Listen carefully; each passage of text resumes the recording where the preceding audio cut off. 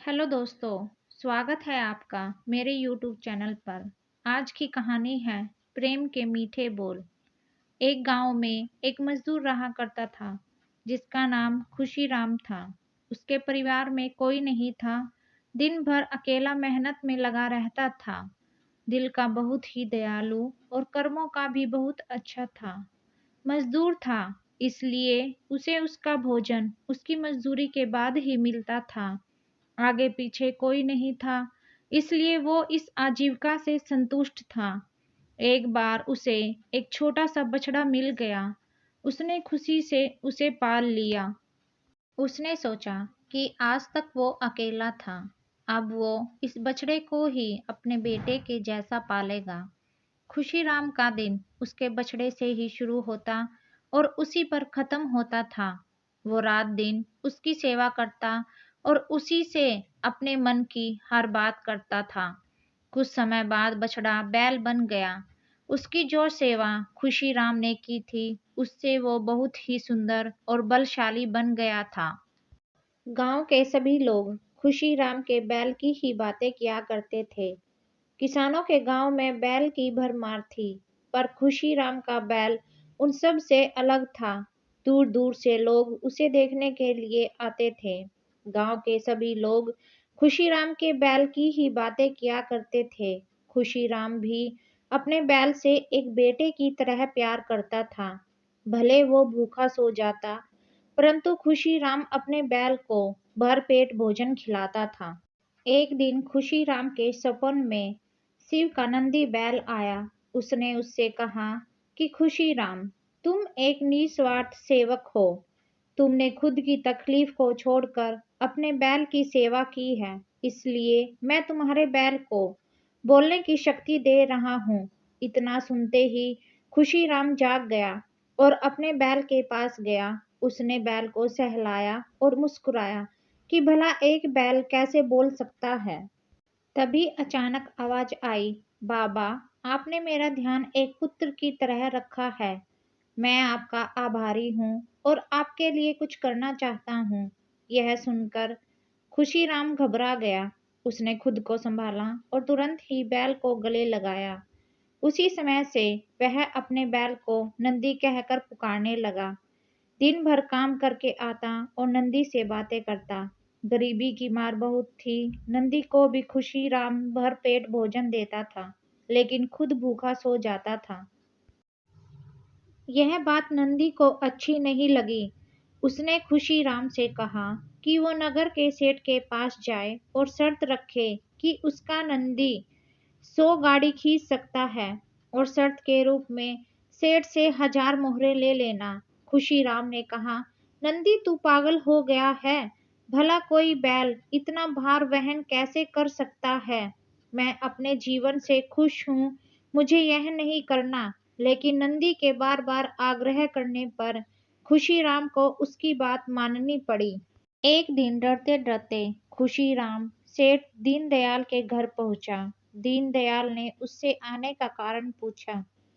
तब खुशीराम ने शर्त के बारे में कहा। सेठ जोर जोर से हंसने लगा। बोला, खुशीराम, बैल के साथ रहकर क्या तुम्हारी मति भी बैल जैसी हो गई है। अगर शर्त हार गए तो 1000 मुहर के लिए तुम्हें अपनी झोपड़ी तक बेचनी पड़ेगी।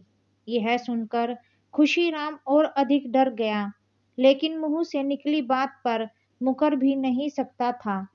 शर्त का दिन तय किया गया और सेठ दीनदयाल ने पूरे गांव में ढोल पिटवाकर इस प्रतियोगिता के बारे में गांव वालों को खबर दी और सभी को यह अद्भुत नजारा देखने के लिए बुलाया गया।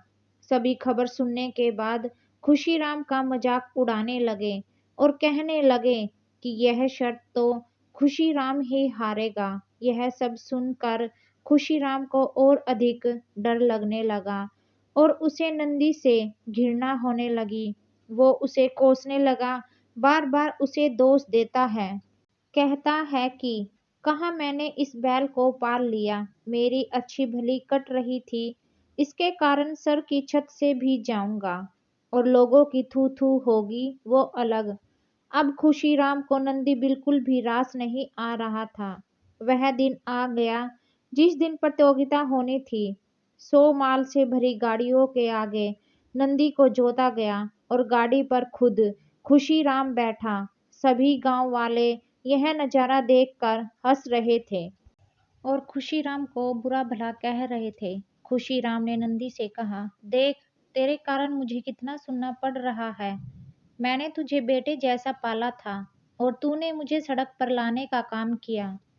खुशीराम के ऐसे घृणित शब्दों के कारण नंदी को गुस्सा आ गया और उसने ठान ली कि वो एक कदम भी आगे नहीं बढ़ाएगा। और इस तरह खुशीराम शर्त हार गया। सभी ने उसका मजाक उड़ाया और उसे अपनी झोपड़ी सेठ को देनी पड़ी।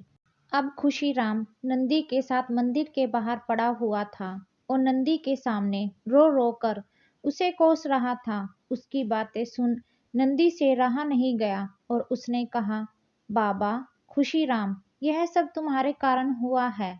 यह सुन खुशीराम चौंक गया। उसने गुस्से में पूछा कि मैंने क्या किया है? तुमने भांग खा रखी है क्या? तब नंदी ने कहा कि तुम्हारे प्रेम के बोल के कारण ही भगवान ने मुझे बोलने की शक्ति दी और मैंने तुम्हारे लिए यह सब करने की सोची, लेकिन तुम उल्टा मुझे ही कोसने लगे और मुझे ही बुरा भला कहने लगे। तब मैंने ठानी कि मैं तुम्हारे लिए कुछ नहीं करूँगा। लेकिन अब मैं तुमसे फिर से कहता हूँ कि मैं 100 गाड़ियाँ खींच सकता हूँ। तुम जाकर फिर से शर्त लगाओ और इस बार अपनी झोपड़ी और 1000 मोहर की शर्त लगाना। खुशीराम ठीक वैसा ही करता है और फिर से शर्त के अनुसार 100 गाड़ियाँ तैयार कर उस पर नंदी को जोता जाता है और फिर से उस पर खुशीराम बैठता है और प्यार से सहलाकर उसे गाड़ियां खींचने को कहता है। और इस बार नंदी यह सब कर दिखाता है जिसे देखकर सब सतब रह जाते हैं और खुशीराम शर्त जीत जाता है। सेठ दीनदयाल उसे उसकी झोपड़ी और 1000 मुहरे देता है। आशा है दोस्तों, आप सभी को यह कहानी जरूर पसंद आई होगी। वीडियो को ज़्यादा से ज़्यादा लाइक, शेयर एंड सब्सक्राइब कीजिए। धन्यवाद।